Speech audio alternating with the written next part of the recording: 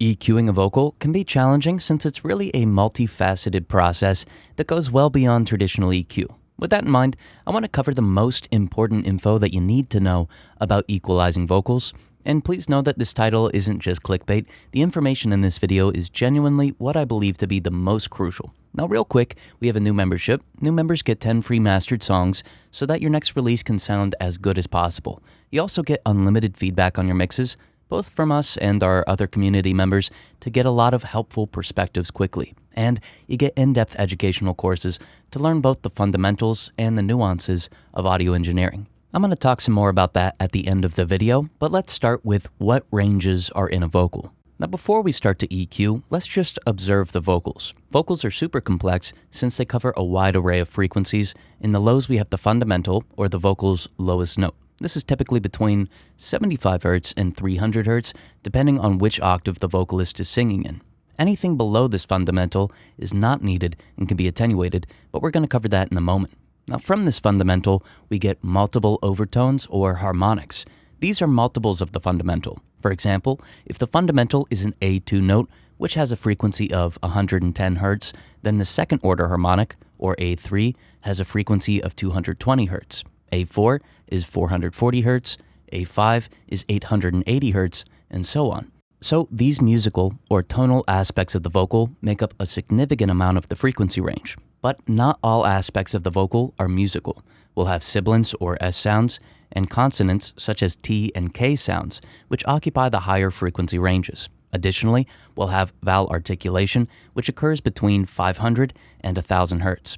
Nasal congestion creates a resonance between 700 Hz and 1.3 kHz, while the chest cavity of the singer creates a resonance in the low mids. Now, all of these elements will vary depending on the vocalist, making equalizing vocals something that will vary from performance to performance.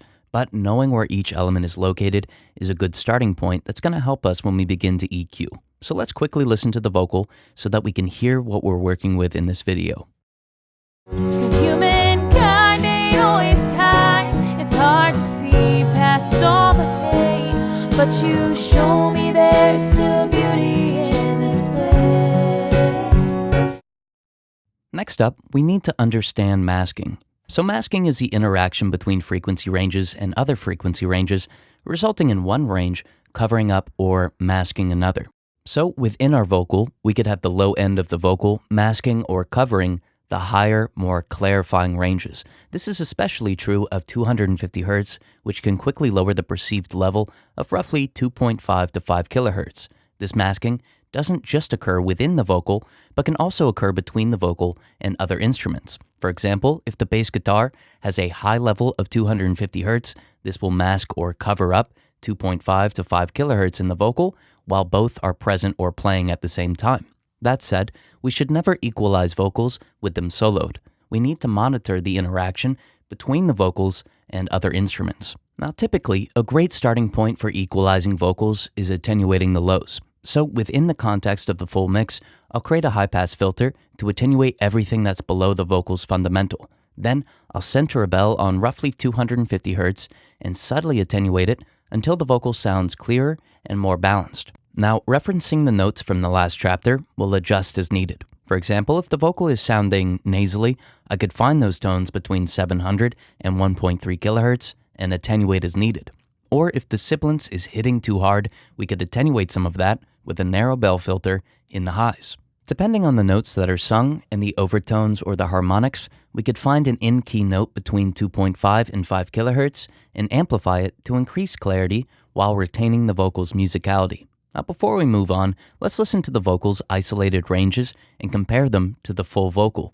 Notice how masking affects the perceived level of particular ranges. Then, we'll listen to the vocal soloed, and then in the context of the full mix, we'll notice how much interference and masking alter our perception of the vocal. 'Cause humankind ain't always kind. It's hard to see past all the hate, but you show me there's still beauty in this place.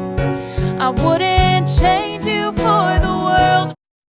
Next, let's cover equalizing a vocal with compression.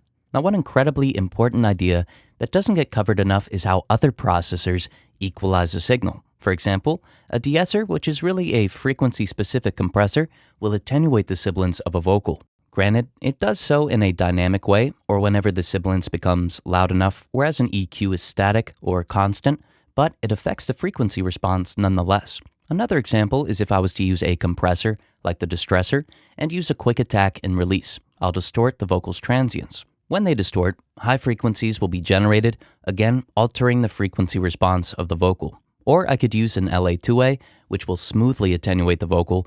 This will cause longer attenuation, causing other transients of the vocal to be attenuated and in turn, reducing the high frequency range. With this in mind, I want to listen to a vocal being compressed with these three processors that I just mentioned. First a de-esser, then a distressor, and then an LA2A, again in the context of the full mix. I'll match the input and the output so that we can hear how each compressor type is altering the frequency response of the vocal. 'Cause humankind ain't always kind. It's hard to see past all the hate. 'Cause humankind ain't always kind. 'Cause humankind ain't always kind. 'Cause humankind ain't always kind. 'Cause humankind ain't always kind.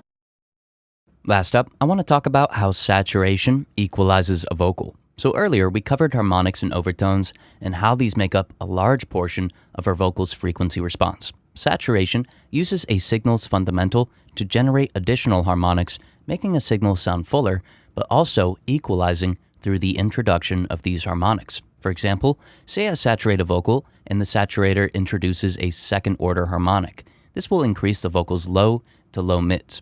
Or imagine I use a frequency-specific saturator that uses a higher frequency as the fundamental.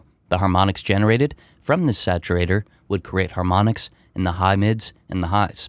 Different saturator types and emulations create differing harmonic formations. For example, a warm tube emulation will create the second-order harmonic that I mentioned a moment ago, whereas tape saturation will focus more on the low mids and the mids. Exciters create harmonics in the high frequency range, which will make the vocal much brighter or amplify that high range. So let's do this. Let's use the plugin Saturn 2. First, we'll saturate with a warm tube setting that's isolated to the lows and the low mids. Then, I'll use a clean tape setting and isolate it to the mid frequencies. Lastly, I'll use a clean tube setting and isolate it to the high mids and highs. Notice that when I enable each saturation band, the frequency response of the vocal is altered, showing how saturation can and should be used to affect a vocal's frequency response. 'Cause humankind ain't always kind. It's hard to see past all the hate. But you show me there's still beauty in this place. I wouldn't change you for the world. As audio engineers, we want to fulfill our creative potential. We want to know how to achieve a sound quickly and efficiently without having to second-guess ourselves or endlessly revise a production, mix, or master. Having mastered thousands of tracks over the past 20-plus years, we know how important it is to put your best foot forward as an engineer or an artist, but what's even more important is having the resources and the knowledge to create your best work. Now that's why we created the Sage Audio Membership, a collective space where you could have your tracks mastered, engage with a thriving community, and learn the skills you need to take your project from start to finish and be happy with the final result. Now, a membership like this is nothing without a strong community. That's why we're giving 10 free masters to every new member. Our goal is to have as many engineers as possible, sharing their ideas, providing feedback on each other's mixes and masters, and helping to build a place where anyone can learn. To give our members a great foundation for successful projects, we created a 4-hour-long mastering course, starting with fundamentals and ending with mastering chains for specific genres. So far, we've seen and heard great results, with both new engineers and seasoned ones noticing a huge improvement in their mastering. Now, a mixing course will be released next, with more in-depth courses to follow. Now, in the past, you probably shared your mixes and your masters with some friends and fellow musicians while piecing together often conflicting info from across the internet to try and improve your productions. But with this membership, you have the option to receive feedback on your mixes and your masters from multiple engineers, including Sage audio engineers. At the same time, you could learn from a coherent, logical, and to-the-point source, giving you the tools that you need to take your productions to a new level. Meanwhile, You could have us master your tracks with your 10 included free masters, as well as 5 additional mastering credits that you'll receive each month. Furthermore, you'll have access to mixed tracks for mastering practice, raw sessions for mixing practice, start to finish mixing and mastering chain templates, and plugin presets designed by us. Right now, we're offering a 70% discount for the full membership, bringing the monthly total down to $15. This price is locked in. It won't go up for as long as you're a member. So sign up today to receive your discount and 10 free masters. We're excited to see what you create, and we can't wait to help along the way.